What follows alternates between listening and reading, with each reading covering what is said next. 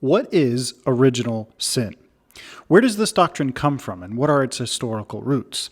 And what about the theory of evolution? Does it pose any kind of conflict with original sin? Do Christians need to be concerned about the role that evolution plays in original sin, and does original sin contradict the theory of evolution?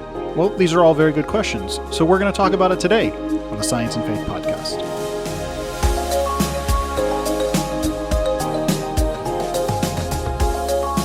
He holds a PhD in theology from Southern Methodist University and is the author of the book Aquinas, Original Sin and the Challenge of Evolution. It's available now from Cambridge University Press.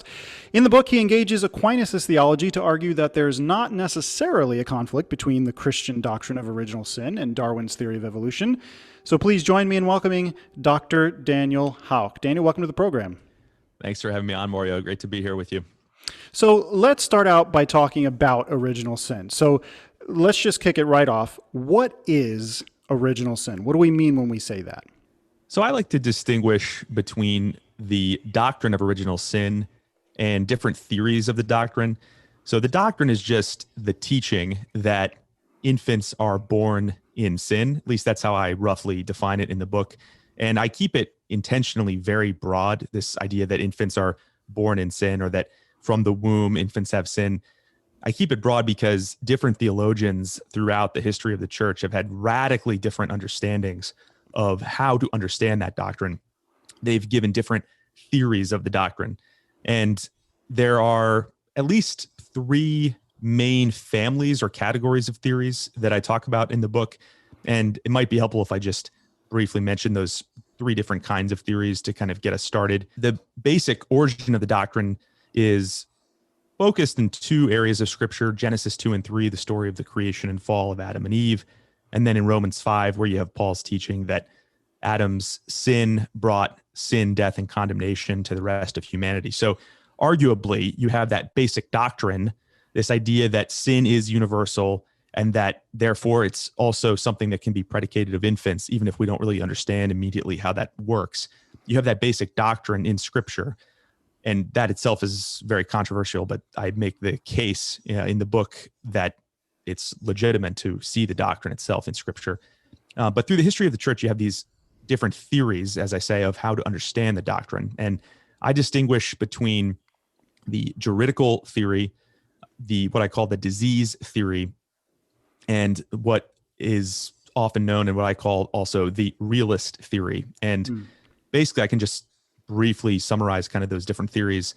And the juridical theory focuses on the legal connection between Adam and the rest of humanity. So one example of this would be what's known as federalism, the idea that Adam was appointed the federal head of humanity and that God decided to treat subsequent human beings in light of what Adam did. So Adam disobeys God in Genesis 3, and God says, okay, because Adam was the federal head of humanity, I'm going to judge all subsequent human beings as being guilty of Adam's sin.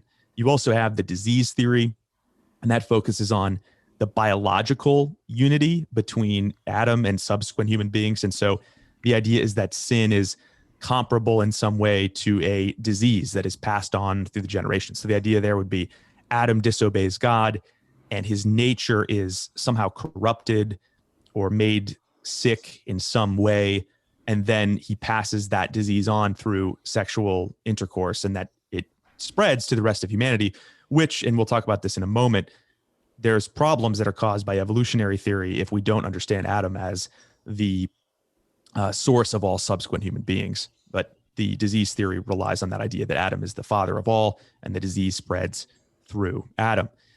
And then there is the realist theory, which focuses on a metaphysical union between Adam and subsequent human beings. And sometimes there's overlap between these theories, by the way, but these are just kind of rough ideas that help us understand and kind of categorize things. So an example of where it's hard to distinguish is in Augustine's theology of original sin. Augustine being the church father who coined the phrase original sin, although I don't think he was the first theologian to defend original sin. I don't think he was the first to defend the basic idea that infants have sin, but he gave what is clearly the most influential discussion of original sin in a variety of works, but notably in his great work, The City of God. For example, Augustine says that we were all present in Adam's loins, and that we somehow, he actually says, were Adam or were with Adam. He kind of equivocates between being identified with Adam and being present with Adam. And so I think in Augustine, you see this idea that maybe somehow we were metaphysically one and united with Adam. So there would be this kind of hint of the realist theory of original sin, where there's some kind of metaphysical union between us and Adam, such that we acted with him somehow. But you also see a little bit of this disease theory, this idea that, well, we were present in Adam's loins and his sin somehow corrupted Adam's semen.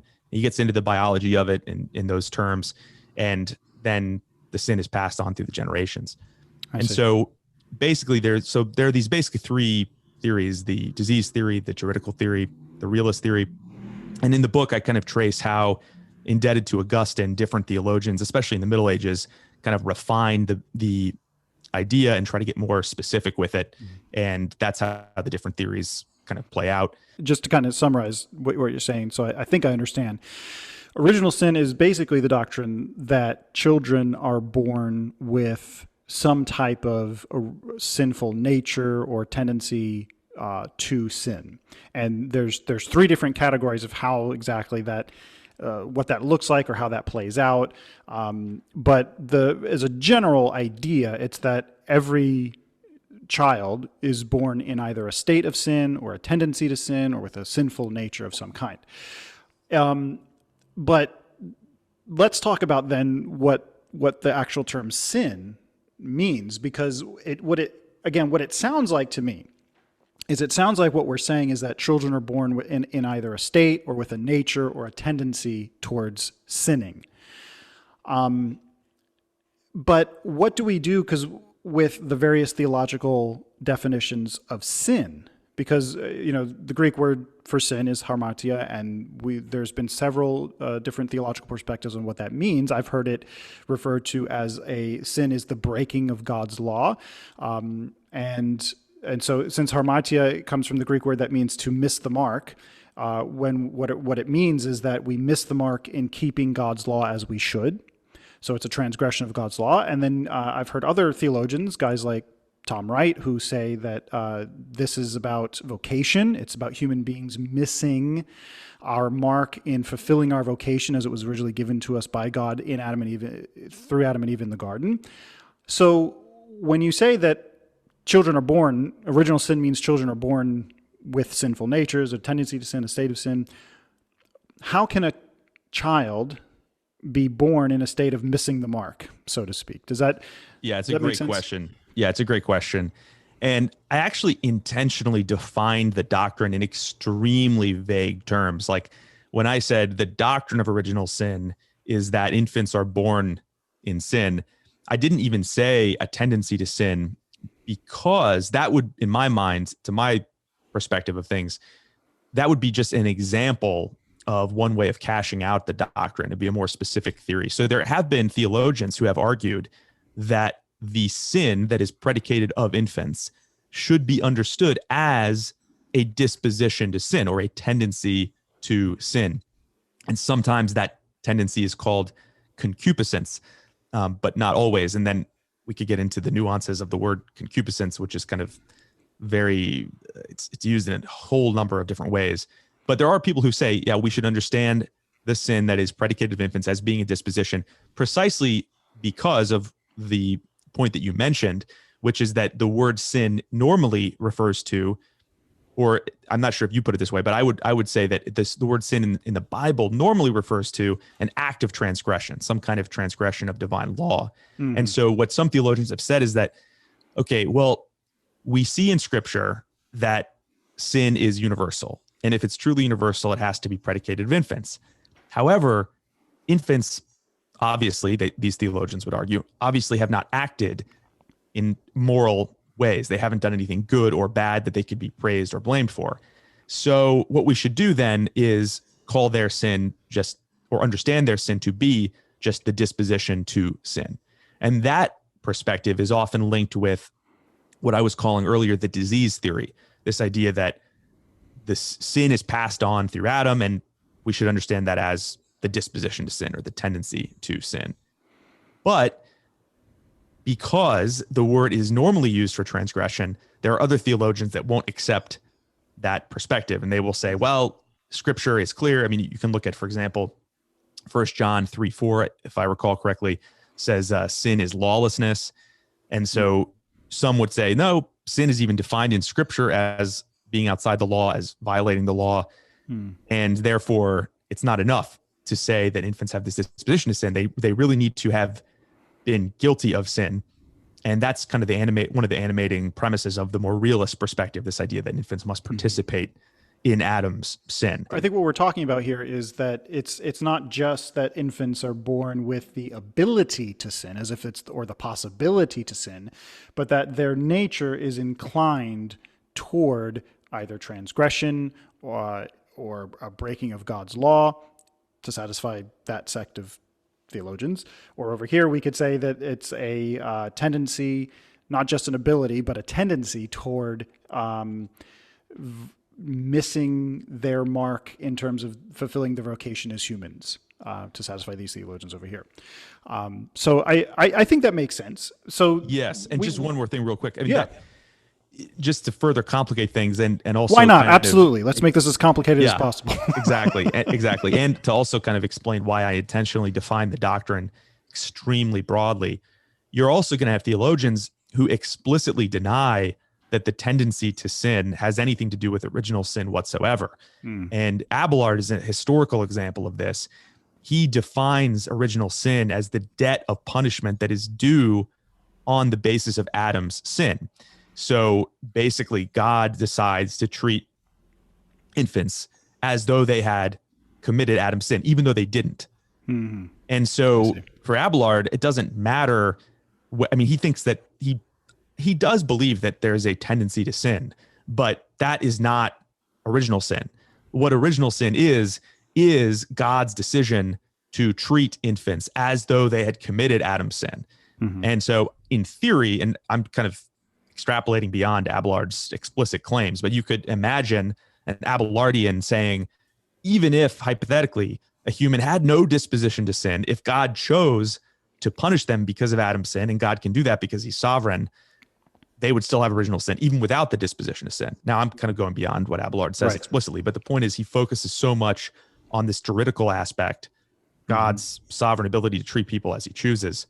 Yeah. If we take a specific view, Abelard's view, for example, and we say that God judges infants with Adam's sin, then you're going to raise all kinds of questions like what happens when infants die? Are they judged? Do they get sent to hell for punishment for all eternity to bear that sin? Fortunately for you, I'm not going to ask you that question. Okay.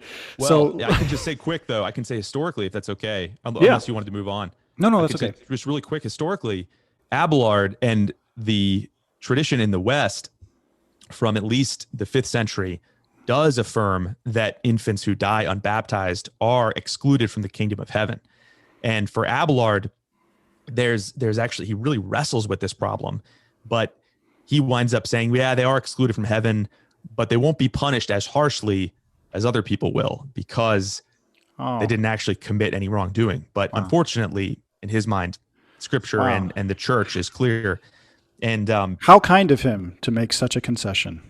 Yeah, well, yeah, it's really kind of it's just kind of an amazing thing to think about from a modern perspective. It's hard to even wrap our head around what it would be like to actually think that unbaptized infants are condemned. Right, exactly. But very few people would defend that view now, including the Roman Catholic Church has basically opened up some space. I mean, this is controversial even within Catholic circles, but it's fairly clear that they've opened up space to acknowledge the possibility that unbaptized infants who die can be saved. So there's a few traditionalists probably, but anyway, yeah, we can move on. But yeah, it's a tough issue. It is, but so we've got kind of an understanding of original sin, some various definitions of sin, some various perspectives on what original sin means and how that plays out practically. So then, what's the problem in terms of evolution?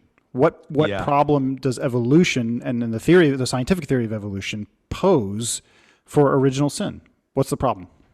Yeah, that's so Now we're getting right to the heart of it. So there's a bunch of problems, and in the book, I focus on three different problems.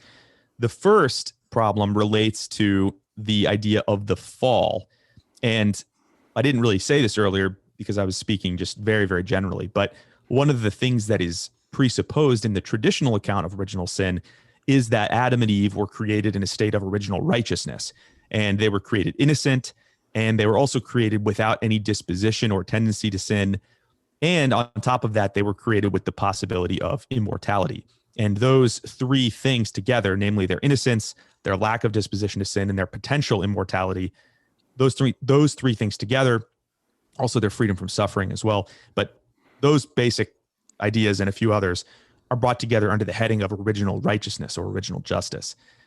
And the idea is they're created in that state, and then because of Adam's sin, they lose that state, and then sin follows in subsequent generations. Now, the problem when it comes to an evolutionary perspective for the doctrine of original justice is on a couple different levels. But the first level is that if we accept kind of mainstream evolutionary theory, the modern synthesis, for example, we understand evolution as working in a very gradual way. And if evolution works very gradually, then it's hard to understand how a single action could have had such disastrous consequences for human nature.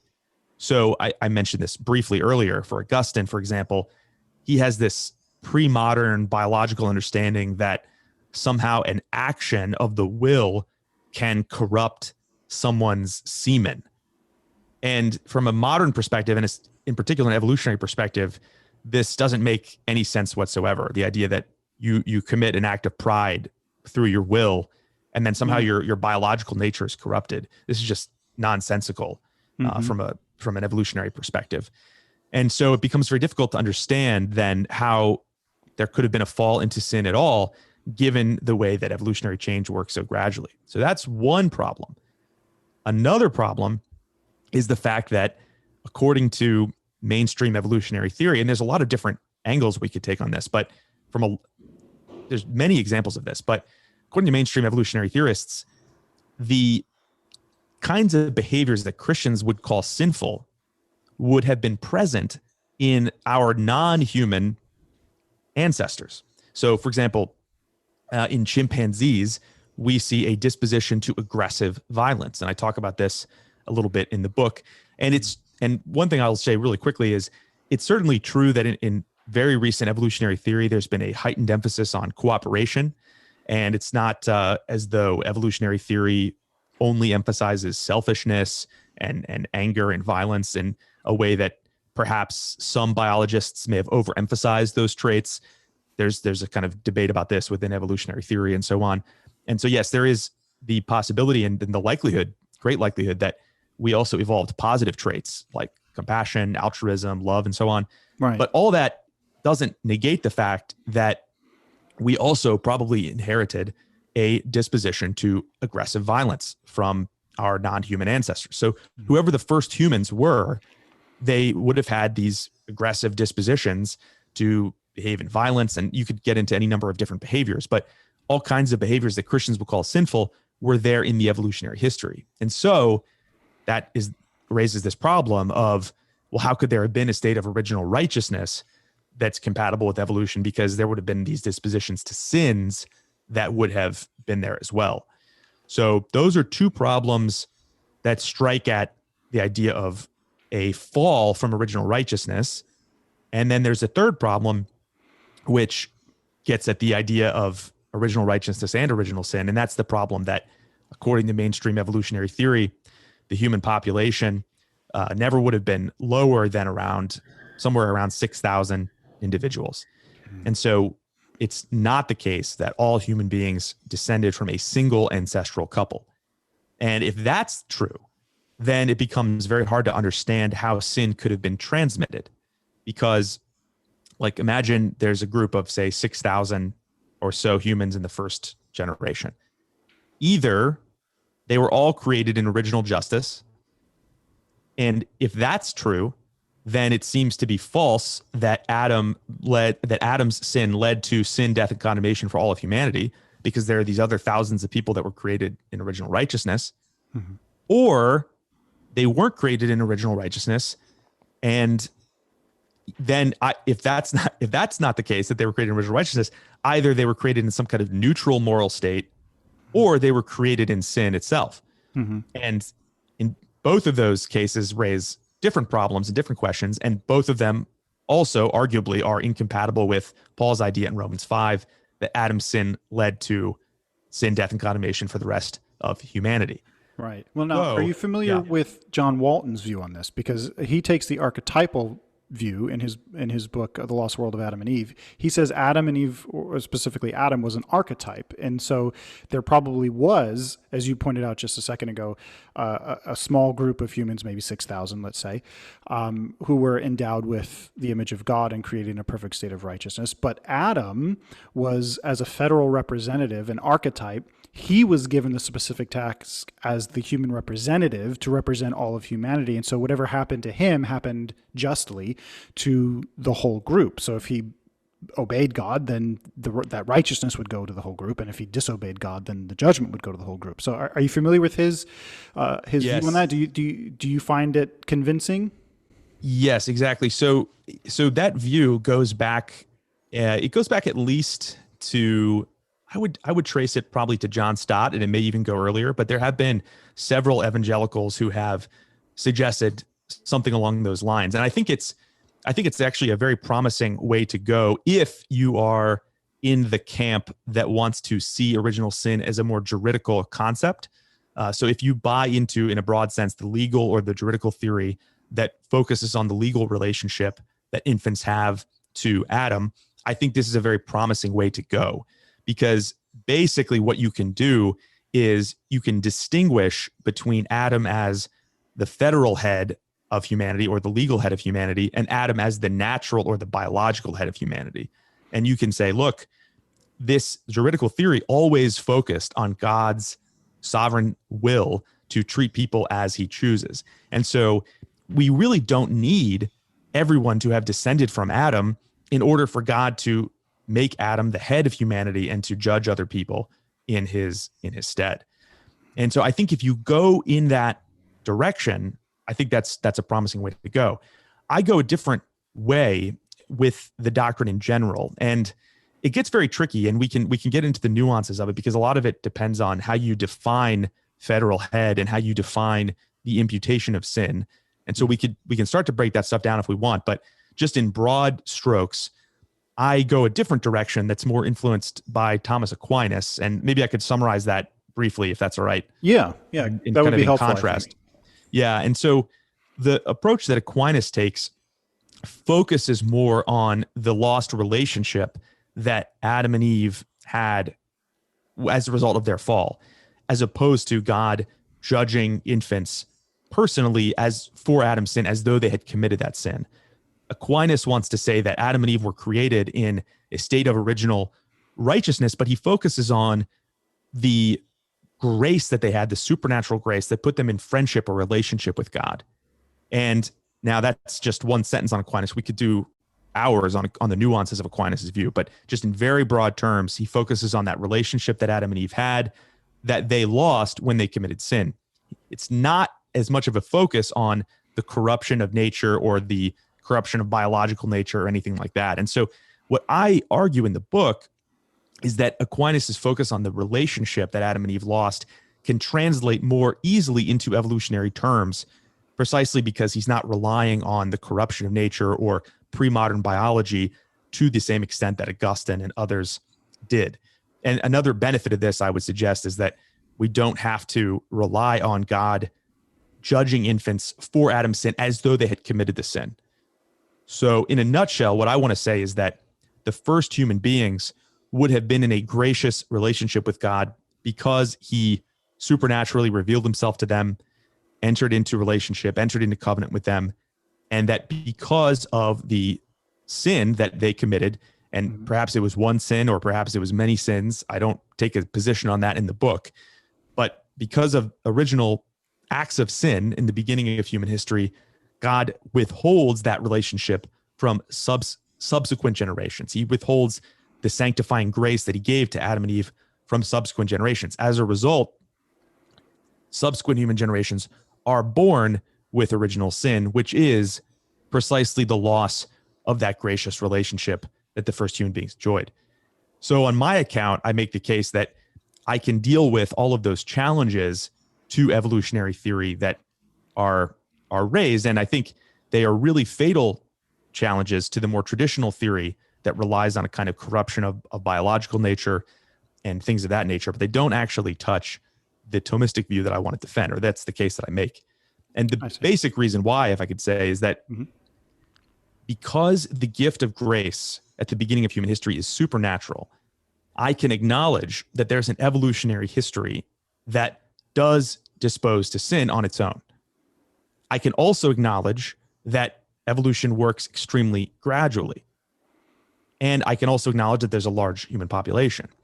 But because the gift of sanctifying grace was supernatural, it doesn't wind up requiring any kind of theory about biological change. So, for example, the second generation of human beings who are born with original sin, they are born without that grace because God withholds it from them, not because their germline DNA has been corrupted or altered as a result of the parent's action.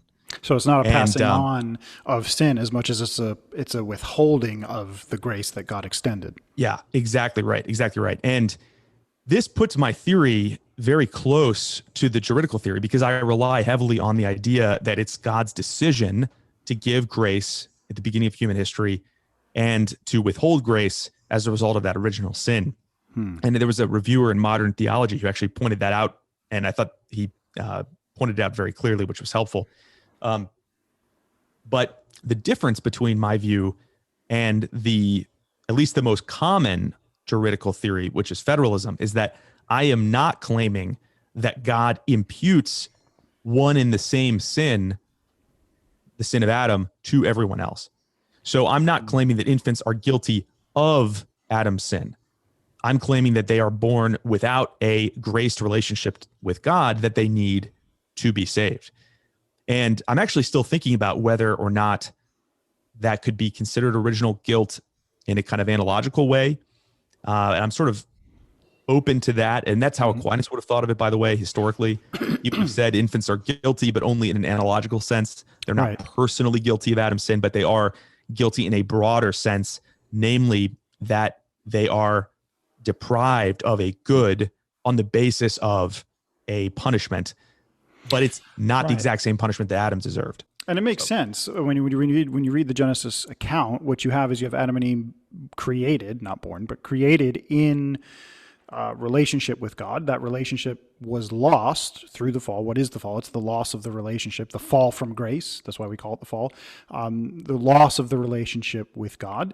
And then what happens is the subsequent generations then lose, they're born without that relationship with God. So it makes sense. I think we can at least see that there's some biblical basis for holding to that position. So we've been talking about the book. We would keep referring to it's written in the book. The book we're talking about is Aquinas, Original Sin and the Challenge of Evolution. We're talking with the author, Dr. Daniel Houck, and he is arguing in the book from Aquinas' theology that the theory of evolution doesn't necessarily conflict with the Christian doctrine of original sin. So, Daniel, then let's then move on to the solution. So we talked about what is original sin. Now we've talked about the problem that evolution poses for the doctrine of original sin. So let's not leave our viewers hanging here. Let's bring some resolution here. How do you propose that we overcome these challenges that are presented by the theory of evolution to original sin? In a nutshell, the proposal is that original sin is the lack of sanctifying grace. And that's kind of technical terminology. We could rephrase it, and I could put it in more, hopefully easier to understand terminology, which would be that original sin is the loss of personal relationship with God that was enjoyed by humanity at the beginning. So there may have been a large group of human beings who were created at the beginning. They were created in this relationship with God, but because of their sin, God withholds this relationship from subsequent generations. And, one can ask, well, why would God do that? And I think I don't actually know the answer to that. I think I would say that my view is similar to other views in not necessarily having an answer to why God is permitting this sin to carry on through the generations. But I think that the advantage of my perspective is that I don't have to contradict mainstream science to articulate it. And that's the case I would make. And you don't have to contradict mainstream theology either, because there's very little to argue with in your understanding of the fall and of grace and that loss of relationship with God. So I'm glad you think that. I'm glad you see it that way, because well, wait, hold on. We haven't read the comment section yet. there may be some very strong opposition to your ideas. So we'll wait for the comment section next. One thing is for sure is any view of original sin is going to be controversial, and in some ways that makes me feel better as an author, because I realize that when you look at the history of it, there's never been one theory of original sin that the rest of the church just said, oh, there we go, it's over. That solves it. That solves all the problems. That has not happened yet, and I don't expect that to happen with my proposal, though I do hope that I'm building on some of the insights that are found in the tradition that have not always been acknowledged, that I think, at least the argument I make, is that they've actually been forgotten in some cases, especially in the case of Aquinas. But yes, I'm glad that you don't see too much to argue with. So as a way of summary and overview, then let me see if I can wrap my head around what you're saying. So original sin, what we start with is with the story of evolution, with the development. We have the Big Bang and the formation of the different elements, and then the formation of molecules, which give rise to to biological life, which then eventually, over millions and millions of years, life is evolving. And during this time, we're not ignorant of God's presence in the universe and in the biological process of evolution. God is somehow, let's just leave it as a mystery for now, because again, everyone's willing to debate everything. So on this point, there's even debate about God's divine action and the role he plays in evolution. Is he a guider? Is he a protagonist in the narrative of evolution?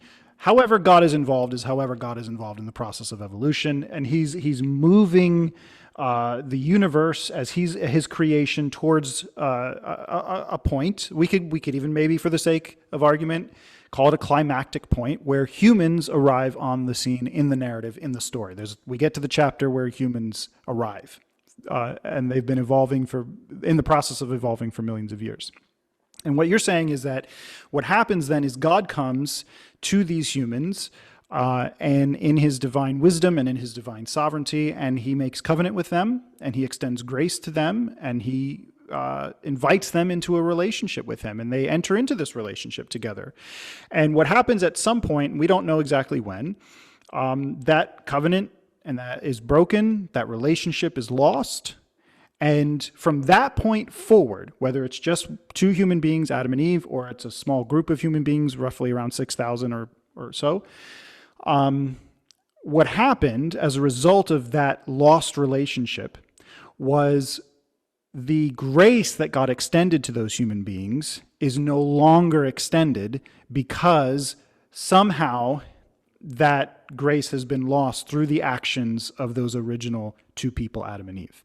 And now, as human beings are born, they are born without that relationship with God and that grace to be in fellowship with him.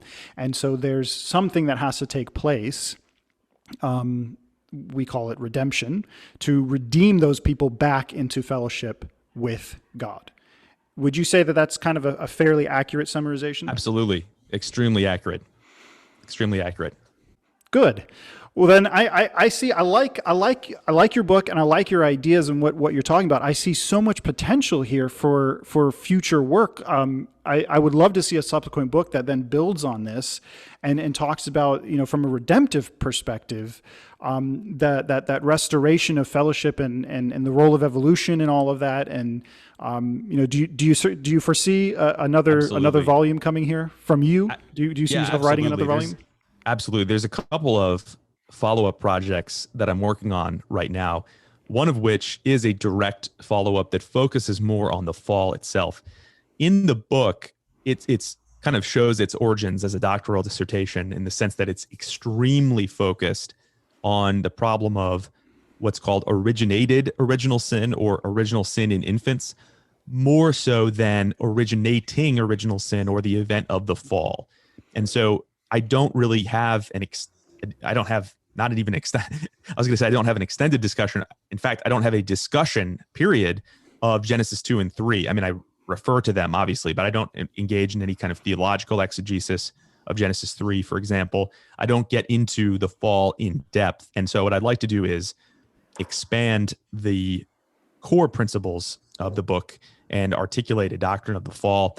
I have an article that starts that project in Pro Ecclesia that came out recently called Toward a New Account of the Fall, informed by Anselm of Canterbury and Thomas Aquinas. So for those who are interested in reading a little bit more about what I'm developing, that kind of sketches some of the ideas there.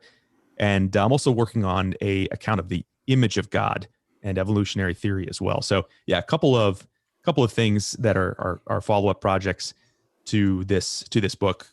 Yeah. Well, that is exciting. I look forward to following up with you when those projects turn into publications and then are released. We'll certainly love to have you back on the program to talk about them. So that would be awesome, Mario. Thanks so much for having me. Really enjoyed the discussion. Thanks so much for being here. So the book, Aquinas, Original Sin and the Challenge of Evolution, is available now from Cambridge University Press. Go out and get yourself a copy. You will not be disappointed.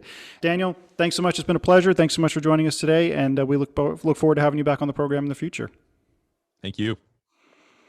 All right, well, that's going to do it for us today. Thanks so much for joining us. If you have a question or a comment, and I'm sure there's lots of them out there, you can feel free to leave them in the comment section down below, or you can send us an email. Our email address is scienceandfaithdortmund@gmail.com. Go ahead and fire that off to me, and we'll do our best to respond in a timely way. If you have a question for Dr. Houck, you can send it to that email address, and we'll forward it on to him, and he can address it in his own time and in his own way.